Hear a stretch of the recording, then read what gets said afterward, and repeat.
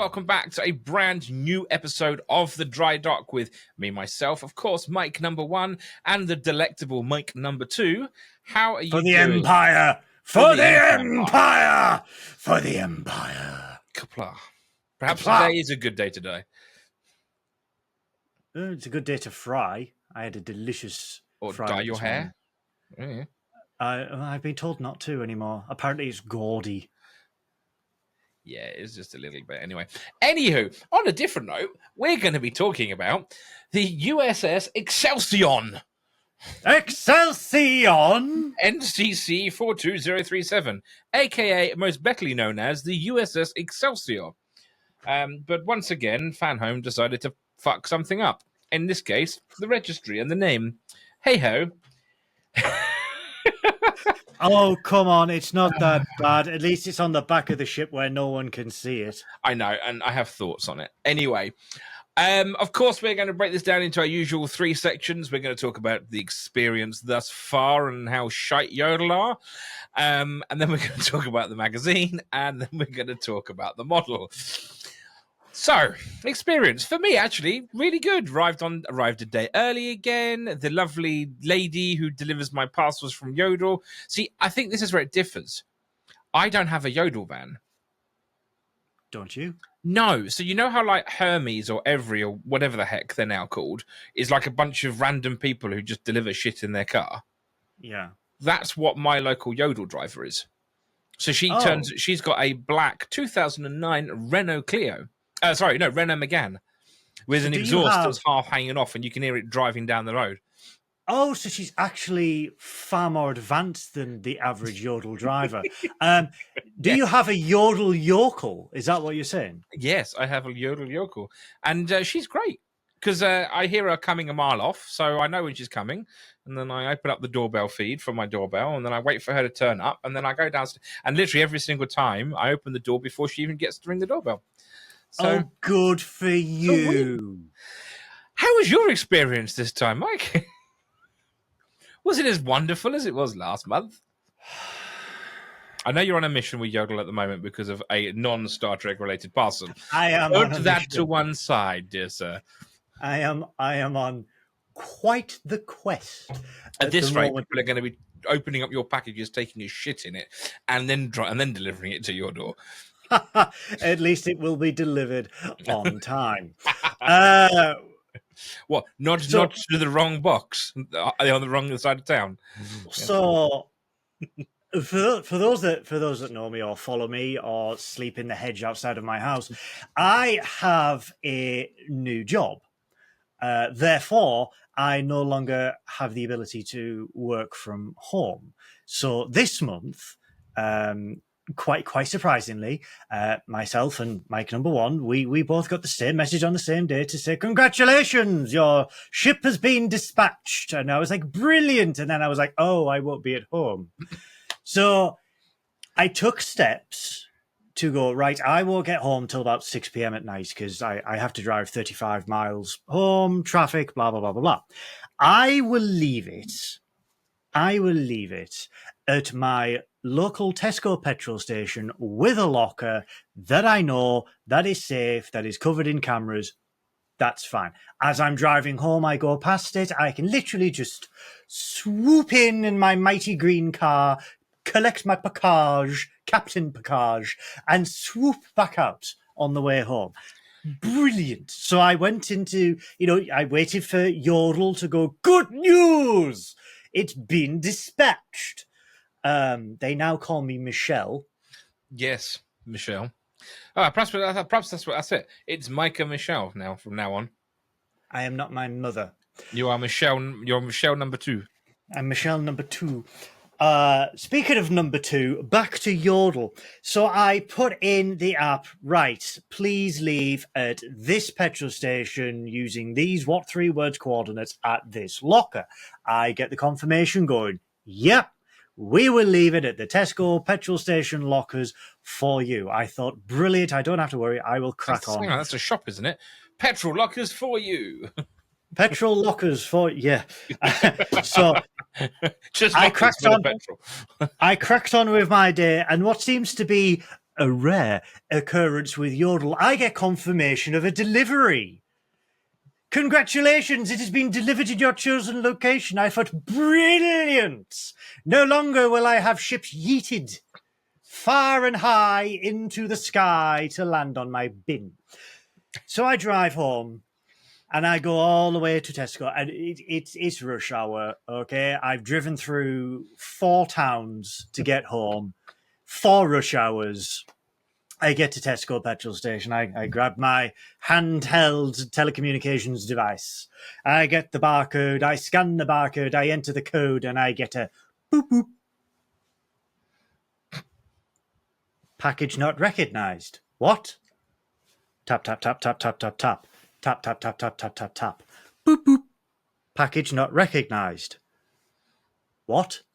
Have they given me the wrong code? No. What I find out is Yodel, despite my clear and concise instructions, dropped it off at a petrol station on the other side of town. Therefore, at rush hour, I then had to drive back to the other side of town to collect a package at a petrol station I did not ask them to drop it off at. And then I got home. See, the only thing I can think of is that the petrol station that you put on you would like to be delivered actually didn't have space. But instead of actually doing anything like most normal sane person, that'd be, oh dear, we'll take it back to the depot and deliver it tomorrow.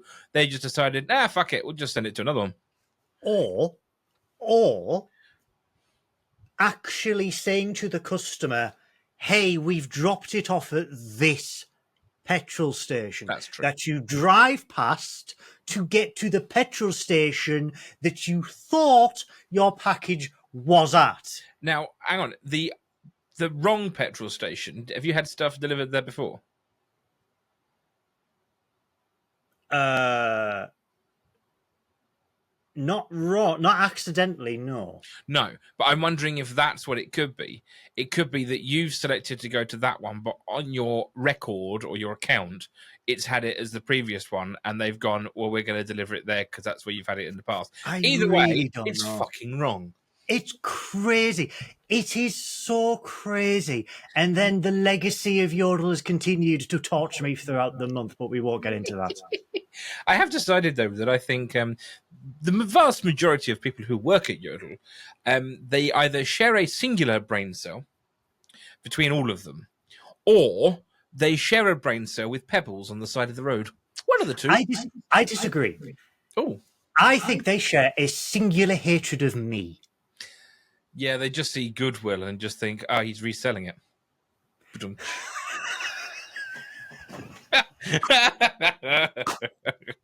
Whatever it is he orders, he's reselling it to Goodwill.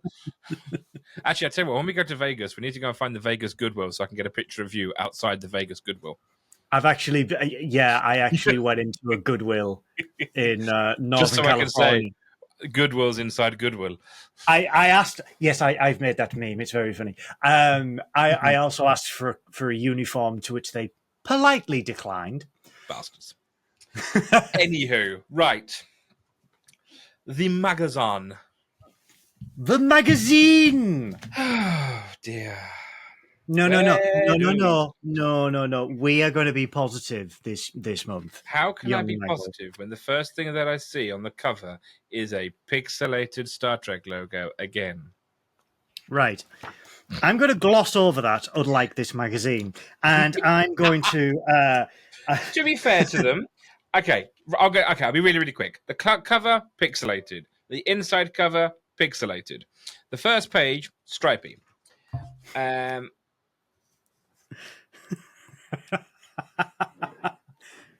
Pages 4 and 5, stripy. Mine isn't. I have one massive fuck of stripe. Right, look at it. It's like someone dragged something up the page.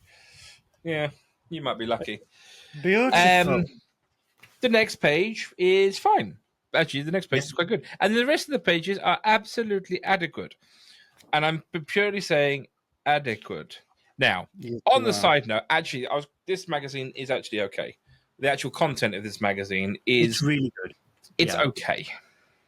No, I'm not going to say it's really good. Compare it to the previous magazines where they made stuff up. Shit up, yes. So, look, I mean, it's nice because we actually get a little bit more information about the Excelsior itself, who was first captain, you know, how it came about, which is really nice. It talks about the changeling infiltration, blah, blah, blah, blah, blah, all the usual stuff we expect to see from Picard season 3.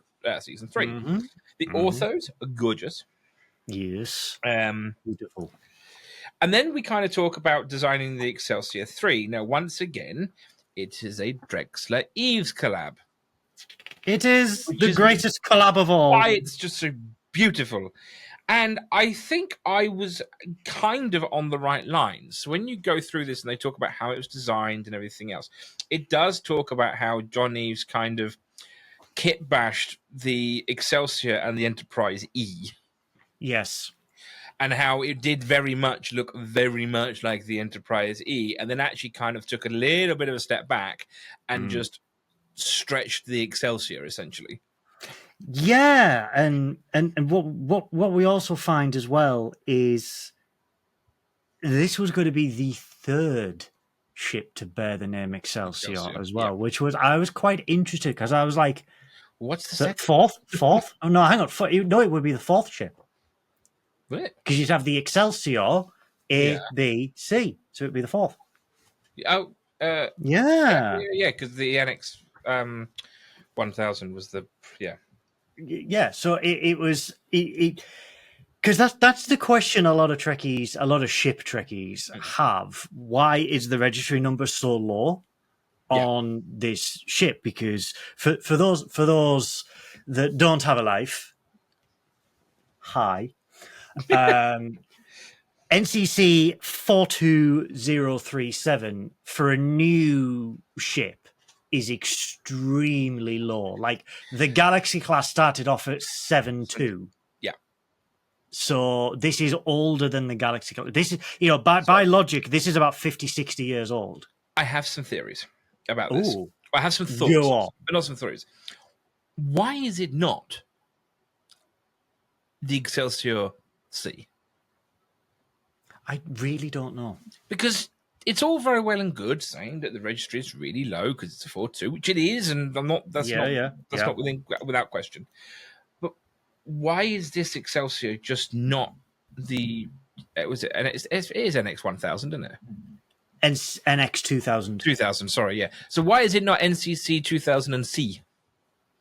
I really don't know. But my only theory on this. What's annoying me a little bit, and I'm going to point to Dave on this one. Well, no, I'm going to point to Terry on this one. This has happened again. Stargazer, same ship name, completely wildly different registration. Rather than having the Stargazer as an A, B, or C, or D, etc. Why? Because in theory, any ship that has a letter mark after it is a ship named after an existing ship that's been damaged, destroyed, retired, etc. So, like, in theory, the Sao Paulo should have been the Defiant A. So, with ship registries and names, only ships that have garnered severe recognition or have made remarkable feats during their service earn a lettered prefix. That's why you get suffix. Sorry, that's why you get the Enterprise. That's why you get the Voyager, and that's why you got the Titan. Yeah, my theory is, there was too many starships in Picard season 3 that had a suffix, because we had the Titan A, the Enterprise F, the Enterprise G, the Voyager B. So you're gonna have a lot of letters. But that's going to be the same with across Starfleet, though. I mean, in theory, somewhere there will be a Miranda A and a Miranda B, quite possibly. I would have thought it's got to the point in Starfleet where they've run out of names, and they really need to start using suffixes. I mean, they did it in Discovery. That's why we had a Voyager J. Let's be honest. And the Enterprise M, I think it was. Was it an Enterprise? I don't think they had it was an Enterprise. or was it Constitution M? I can't remember. Anyway, Constitution, we something diverge. like We diverge. So, looking at this, the sketches are gorgeous, and the early sketches were very much Excelsior saucer section with the Excelsior impulse engines. It makes me so happy to see John Eaves's sketches. They Oh. they just they bring me back to my childhood like nothing could ever But do. I do have to say though, and this just shows you the sheer genius of both him and Doug. How do you go from that, especially that side profile, and go, "Oh yeah, that's an Excelsior"? They're wired differently, man. You know what I mean? Though you look at that, and it's just like, to me, especially that side profile looks nothing like a Starship whatsoever. It just looks like squiggles on a paper, and then somehow it ends up being this beautiful thing. Anywho, so yes, I've got to say though, it started off as a sovereign class with the with a Excelsior style impulse engines. I've got to say, page 12, that the design that Eves did on page 12, this one. Oh, yeah, that's gorgeous. Where is it there? Yeah. I love that. Well, that is practically the final design. Just the way that the nacelles are positioned, an ever so slight slant in the pylons. Back. Yeah. And it's I love that, man. I love it so much. I mean, I think my favorite quote from this magazine was Eve explains, and Terry wrote back saying, "It looks a little too much like the Enterprise E. When I saw it, I laughed. I wrote him a note saying, well, we based it on the Sovereign class for the Excelsior. I get the reply. He says, oh gosh, that's right, continue." Love it. Absolutely love it. But yeah, so essentially it started off as a Sovi with Excelsior features, and then he kind of got the basic shape drawn out, which is almost identical to what the actual final model was. And then it kind of found its way to Doug. And initially, looking at... See, what I thought was interesting is you look at these early sketches and you look at the nacelles. And the nacelles, I would say, are probably about 90% there to what is actually here on the ship. Mm-hmm. And then, for whatever reason, and I'm not going to ask too many questions why, they get the Titan nacelles. So I think they were just page. Well, I agree. I think they were just. It doesn't work like right. Okay. So hang on a second. No, I misread this. So Ash first, Sean Hargreaves handled the 3D modeling for the art department. He built the CG model and started to flesh it out by adding details. And it looks like he used the Titan nacelles there. The design of the nacelles is always an issue. One point, the Excelsior was going to share the design of the nacelles of the Titan and Stargazer, but the proportions weren't right. So Eves drew over the render with a suggested alternative, which is what we have here, which are absolutely stunning. I would actually really be interested to see what this would have looked like on either on a couple of the other ships, because it looks like these nacelles are the same nacelles that he used on the Helios. No. Kind of a little bit similar, yeah, but no. Very similar. On the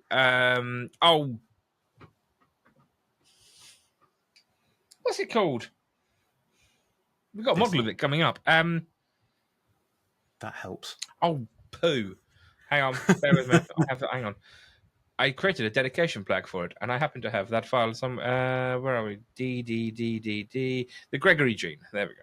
The Gregory G. Yes. Also, it harkens back to the Emmett Till from the proposed season 8. Yeah. Of DS9. Yep. Absolutely. And I think what I really love about this ship is that it is instantly recognizable as an Excelsior. Oh, yes. And it is that fat neck. It is, the really skinny back half of the secondary hull with that very sharp cut down, which is the shuttle bay, I want to say. I think it's a shuttle bay, isn't it? Behind the dorsal spar. Yeah. No. I think it was supposed to be a shuttle bay. I think it actually is a shuttle bay. Where it says Excelsior. Oh, that's the cargo bay. Cargo bay. Yeah, okay, I was Cargo close. bay, It was yeah. either cargo bay or a You shuttle. you got there, yeah. It could be used as a shuttle bay. But yes, no, and I have to say, actually, I was kind of dreading this magazine a little bit because the last couple of magazines have been so bloody awful with them making random crap up and just not really paying any attention. Where this I think is the perfect balance between text and images. Now, us ship nerds, we love to see the images and the sketches and the early rough renderings. The only thing I would like to have seen, and maybe a little bit more, would be to some of the feedback from Doug, because there's nothing in here from Doug other than the sort of the 3D models. There's no text feedback, and I would always be interested to hear what Doug has to say. The only thing I would say, it probably need an entire magazine in itself. Well, that is why they need to write a book. They need to write a book. Oh, absolutely. But no, all in all, the magazine, actually, I was pleasantly surprised with. And other than a few print quality issues, it's actually a really nice magazine. And I'm really happy that Fanhome have actually done a decent job of this one. Yes. Absolutely. So, yeah, no, the magazine I'm quite happy with. And there's lots of nice little tidbits and little details in here as well, which, again, just works really, really well. But the ship is absolutely gorgeous. So, the only thing I would like to point out is on page 14, and you look at those renderings, and you look at the rendering at the very top that has the Titan nacelles, and I wish it was a feature that the ship actually had. There are cutouts in the pylons. Yes. And they were never on the final version. And I kind of wish they kept them because it harkens back on to other ships. It's very Constitution. It is. And it would tie in really nicely with this. Yeah, it's also what I love is obviously bar the side elevation blueprint, but what I absolutely love is this image there. Yeah, that is stunning. That is a position where the nacelles they actually work, and they would only work. I don't think they do. Well, hear me out. Hear me out. They would work if they sorted out the proportions of the secondary hull. Yes, because the problems with the secondary hull is it's far too thin compared to the nacelles. I think if you compare the size of this ship to the Titan A, the Titan A is about what, 2/3 the size of the ship, if not a little bit smaller. 2/3, I would say. Right. So why the hell are the nacelles the same? Like these nacelles are like 1.4 times the size of the nacelles on the Titan G, on the Titan A, even. I genuinely don't. I'm sure this was just some visual effects shenanigans, but absolutely. But why would you make the nacelles? Because those nacelles are almost, if that's the case, 1.5 times longer than they would have been on the Stargazer and the Titan. That's the beauty of the Stargazer and the Titan. The nacelles are identical. They are exactly the same size. I think they were just playing with some assets and seeing what fit, to be honest with you. But I do appreciate, what I do appreciate, though, going back to 25th century Starfleet as a whole, is the design laziness in which is what we know and love from the original series, the motion picture, the Next Generation, where they're just going, yeah, we could just slap that with that. That's fine. And then you just look at the Dudestat, you look at the Connie 3, you look at the Sagan, you look at the Echelon, and they're just like, it's the same parts. Well, the Echelon is just the Stargazer minus 2 nacelles. It's the Stargazer Light. Stargazer SE. It's the SE. It's got one warp core, half the megapixel camera, but and a battery that only lasts 6 hours. Someone messaged me on Star Trek Online the other day. They were like, I really want the Echelon class. I think it looks beautiful. I'm like, dude, get a Sagan. Get a Sagan. Yeah. Just get a Sagan. And have twice the nacelles. Have twice the power, bro. Yeah, exactly. Anywho, so yeah, no, magazine, I was very pleasantly surprised by Fanhome. Credit where credit is due. You actually did a good job this month. Well done. With this one. Again, I'm still dreading the ones coming up for this month's issue. I'm still dreading the ones for the Voyager A. I'm also dreading the ones for some other ships coming up. But we will have to wait and see. Anywho, right. The model, starting with the stand. It's a stand. I will say, right, first and foremost, very solid fitment this month, boys. Well Absolutely. done. Well The done. only No thing I wobble. don't like is I feel that the gaps in between the prongs could have been a half a millimeter thinner because I Yeah. think the model sits too loosely. Do you know what it reminds me of? You know, on the old Eagle Moss Defiant, Oh, and the you could Romulan literally warbird. sneeze on it and it would Yeah. just fall off. Yeah. It's that kind of fitment. I can imagine this being on like a shelf and then knocking the shelf and the model coming. It doesn't, but just the way it fits in there, it just feels really loose. I Yeah. don't think it will. I accidentally broke my Define and my Enterprise F stands whilst cleaning. I was a bit annoyed.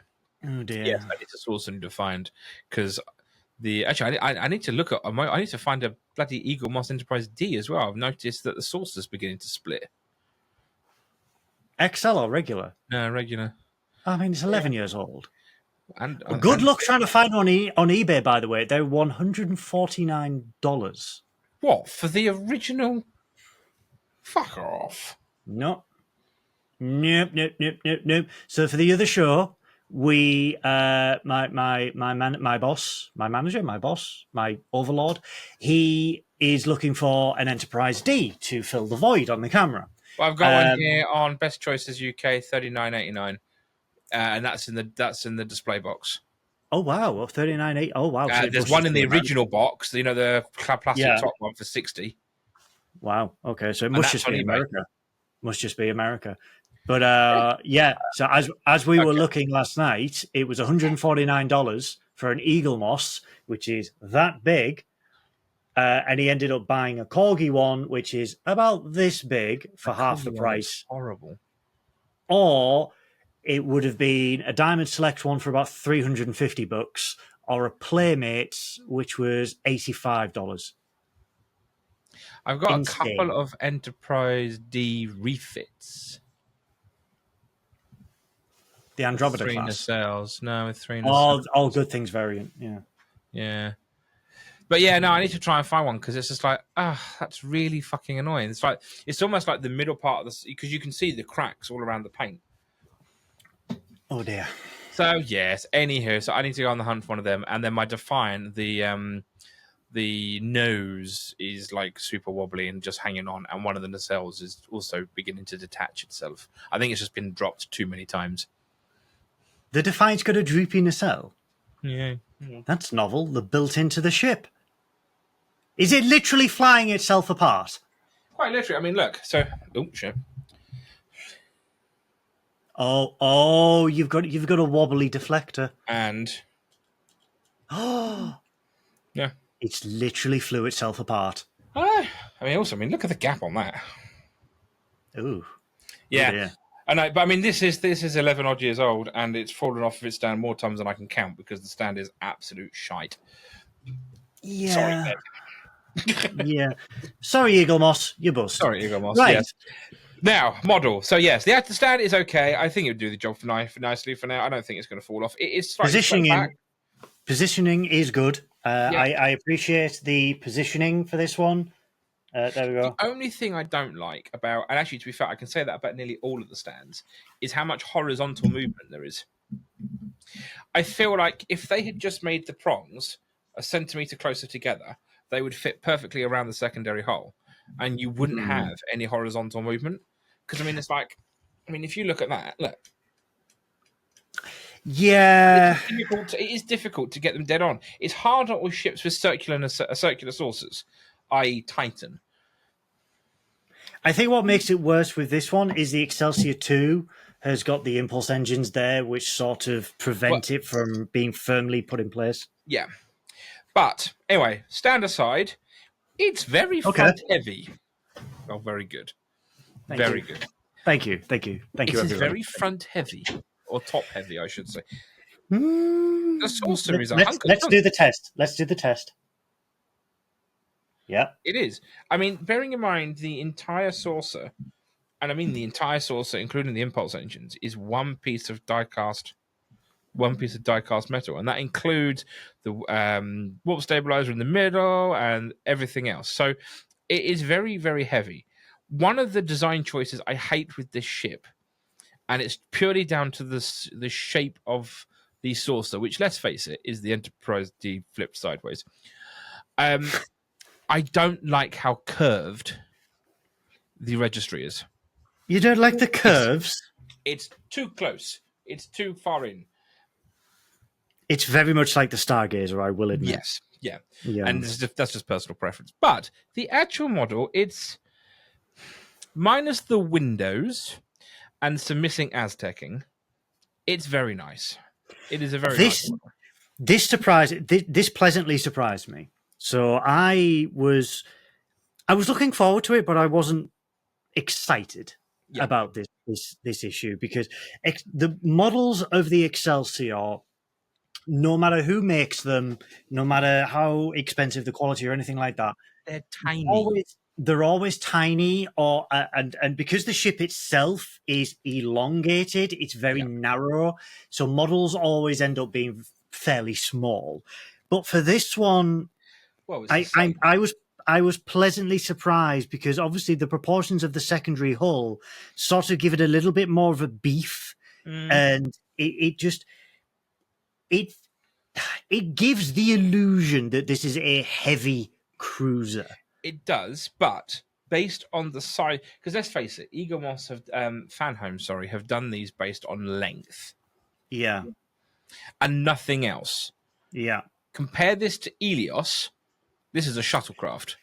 Well, this is the thing. So on my shelf, the Excelsior is all of them look like that. Yeah.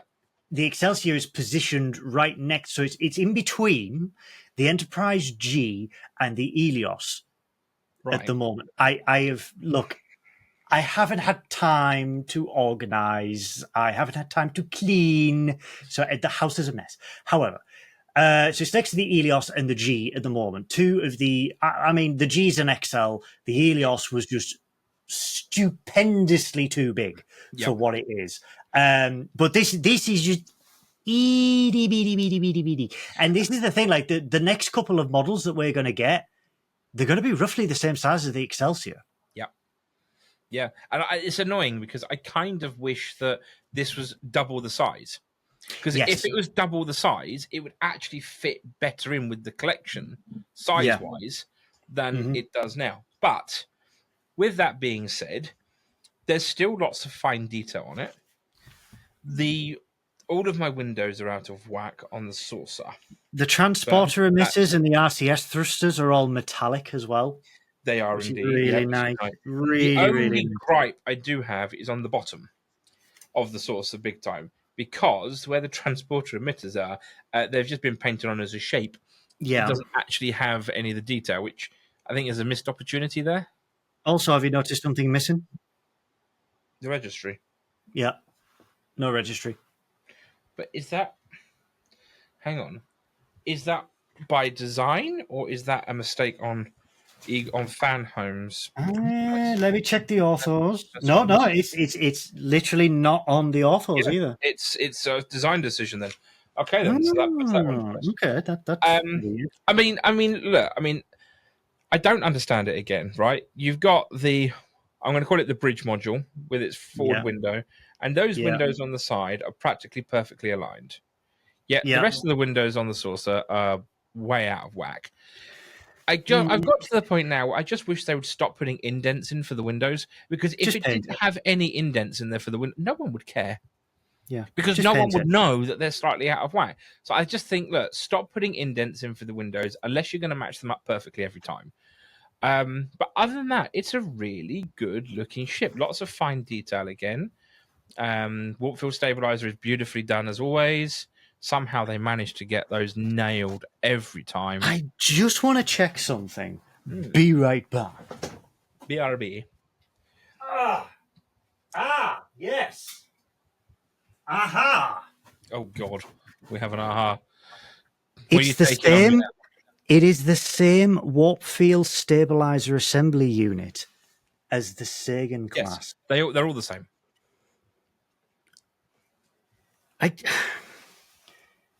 Yeah, It it's just could exactly have the been same. so much wider. It just could have been so much wider, though. Yeah. Look at that. I know. But no, that's common on a lot of these era ships. They all use the same. No, but it's just it shows the size difference because there's Yes, the Warfield absolutely. one on the Sagan, and then there's the Warfield one on the Excelsior. Yeah. This just deserved to be big. The If only thing anything, I in the would say, future, the this deserves an Sagan looks XL. better. Oh, absolutely. Yeah. But the Sagan one looks better Oh yeah, 100%. by a long, long way. 100%. Sagan looks Yeah. way better. Now, we have a few fine details that are screwed up. Aztecing is missing from the inside of the pylons, on the pylon struts, on the Yep, I on the see back that. side. Yeah. Aztecing is missing from the vertical surfaces on the neck and on the. Yeah. Well, hang on a second. Hang on. Oh, there is my mobile telecommunication device. I require a flashlight. Oh no, it was just a shadow. I thought they painted the shuttle bay doors in a different color.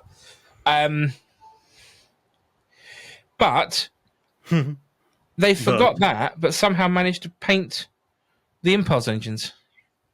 I And really it's like- like that one.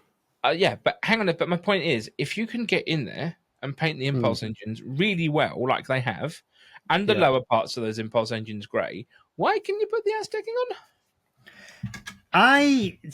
Okay, when I received this model, I'm being very nitpicky here, but when I received this model, the one thing that really surprised me was I did not know on the Excelsior 2 they had the impulse engines on the outer saucer section like they did on the Excelsior refit. And it changed my whole appreciation of this ship. Like the original Excelsior class, right? Okay, it's a timeless design. It's futuristic, it's minimalist, it's gorgeous. However, the refitted Excelsior class with the beefy impulse engines, the fins on the nacelles, it is just beautiful reinforced secondary hull.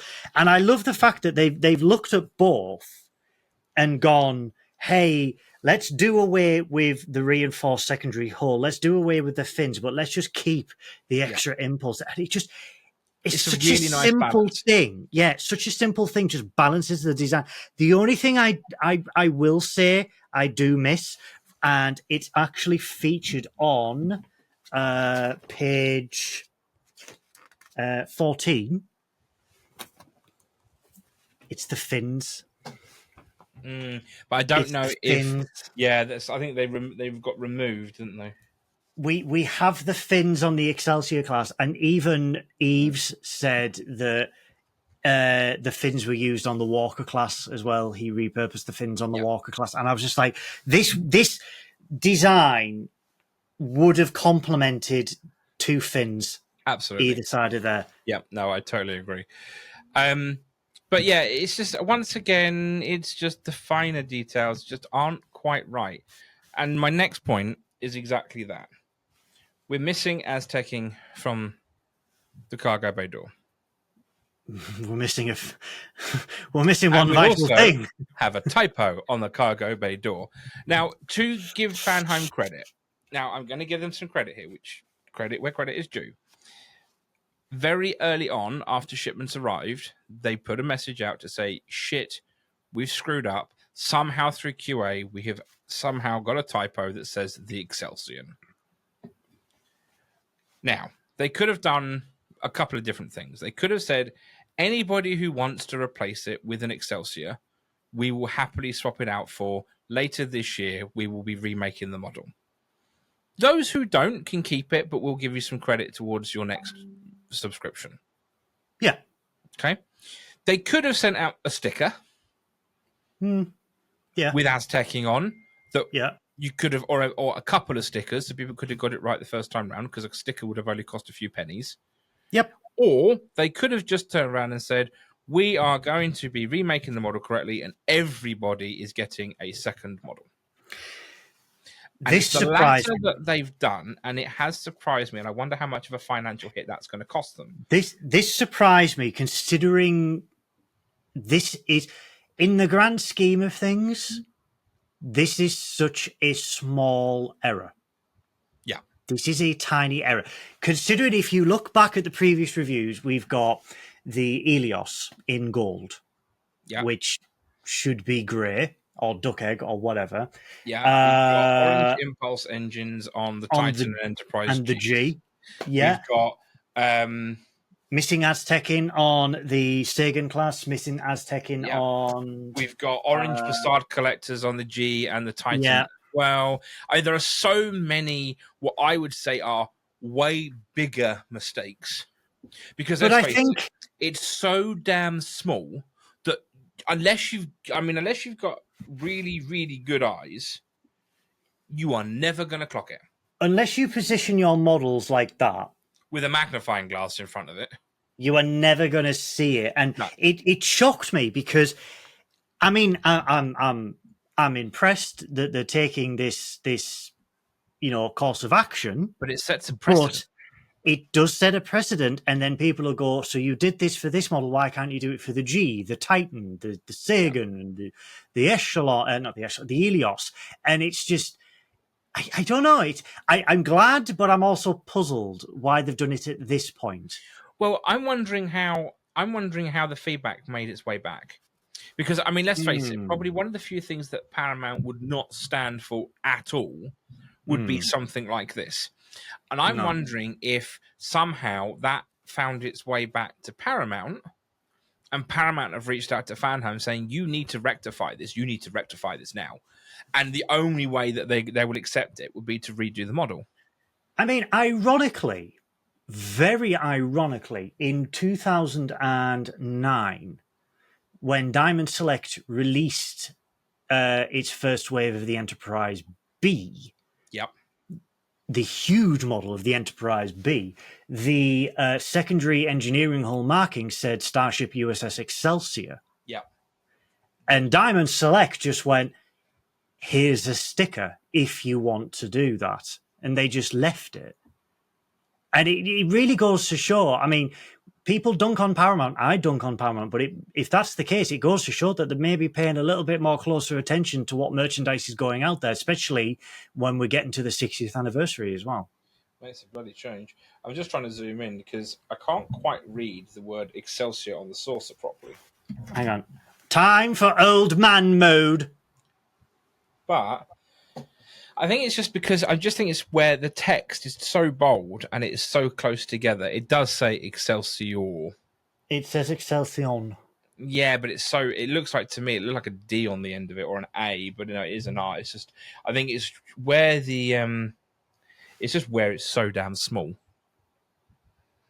But look, I mean, I'm not old. It is a really nice model. I am glad that Fanhome are admitting to a mistake, even though, in my eyes, it's a little too late. Bear in mind, we've had way bigger mistakes with other models. I mean, literally a little. It's the smallest mistake we've seen yet. Yep. Which would, and I actually think I would prefer a sticker. And the reason I say that is because you could put the Aztecing in that, or the horizontal lines for the cargo bay door on the sticker, which you can't put on the model. Or they have not put on the model, I should say. Because that's the other thing that is also missing here. It is missing those horizontal lines that should be there for the cargo bay. I can't see... See, for me, it doesn't... Again, I require a flashlight for this. I'm trying to see if there's... Although I am... It's a separate piece or not. Because there is a line there, but I can't... Yeah. So that is a separate piece. And there's no, so it looks like that's part of the top part of the secondary hull. So in theory, there is no reason to why that doesn't have patterning on it, because it would have been, you could have printed that prior to assembly, which would have had the horizontal lines on it and the text on there. And then when this top piece is then pushed down and clicked and glued in, again, it's just I think it's the same thing we've been saying now for 9 months. That's a scary thought. Has it been 9 months? This is 9 issues. Yeah, 9 months. We've been saying the same thing for 9 months, and that we could have had a baby by now. I know. That's a scary thought. The models look great from 20, 30 centimeters away. It's the moment you start taking a slightly closer look at them and the flaws show. And it is Sagan class Aztec missing, for example. Windows not aligned on any model yet, I think bar one. It's the finer details that's letting the series down. Now, look, I know Eagle Moss had problems with Windows as well, but they never misprinted a ship name. Aztecing is exactly where Aztecing should be. Even if it's in awkward places. I've yet to see an Eagle Moss ship that doesn't have Aztecing in all the weird and wonderful places. Even on like smaller ships. Even going right back to, the first Enterprise F model, which is teeny tiny.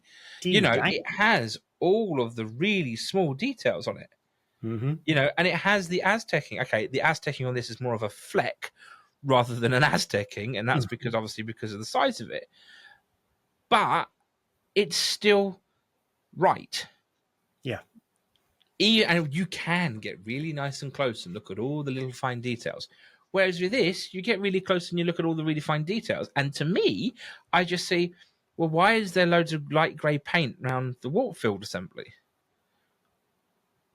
Why is the paint not continued down horizontally like it should be? Because this is a piece that's slotted in.